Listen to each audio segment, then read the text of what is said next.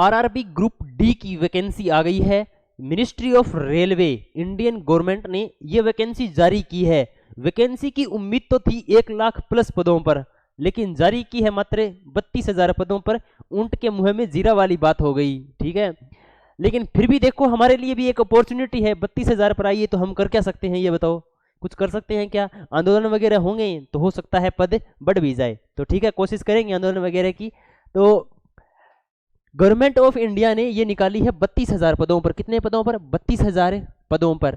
अब सबसे बात आती है कि कौन कौन से बच्चे भर सकते हैं। तो वो बच्चे सारे भर सकते हैं जो आज क्या बन चुके हैं, बाप बन चुके हैं 2 बच्चों के, यानी 18 वर्ष से लेकर के 36 वर्ष तक के सारे बच्चे फॉर्म भर सकते हैं, ठीक है। अब इसके बाद में ये जो सैलरी रहेगी इनकी, वो 18,000 पे स्केल रहेगा, मतलब लगभग 40,000 रुपए के आसपास है वो आपकी क्या रहने वाली है, सैलरी रहने वाली है। अब बात आती है सर इसके फॉर्म कब भरे जाएंगे। तो इसके फॉर्म कब भरे जाएंगे भाई?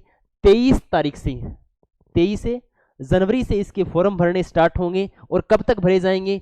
22 फरवरी तक भरे जाएंगे। 23 जनवरी से भरने स्टार्ट होंगे, 22 फरवरी तक भरे जाएंगे, यानी लगभग आपको 1 महीने का टाइम है वो दिया गया है, ठीक है। ये तो हो गई भी वैकेंसी की बातें, ठीक है। अब कुछ की एज है, रिलेशन का, कैटेगरी का, ये सारा इश्यू है। तो ये एज का दिया गया है भी, आपकी एज है वो 1/7/2025, 1/7/2025 को लेकर के फिर कंसिडर है वो की जाएगी, ठीक है।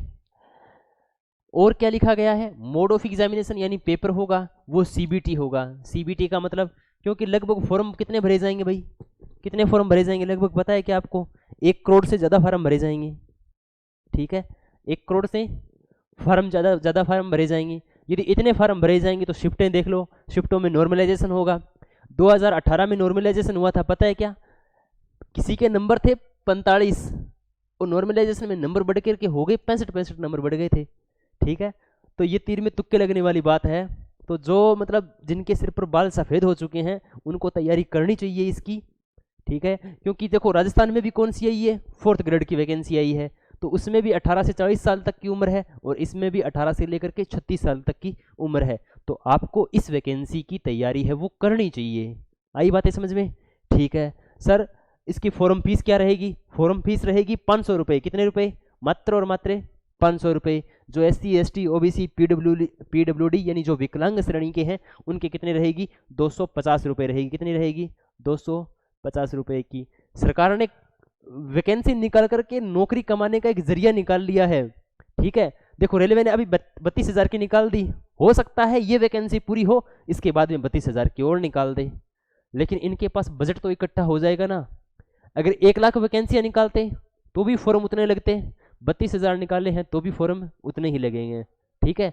तो बस सिर्फ ये पैसा कमाने का क्या है, जरिया है।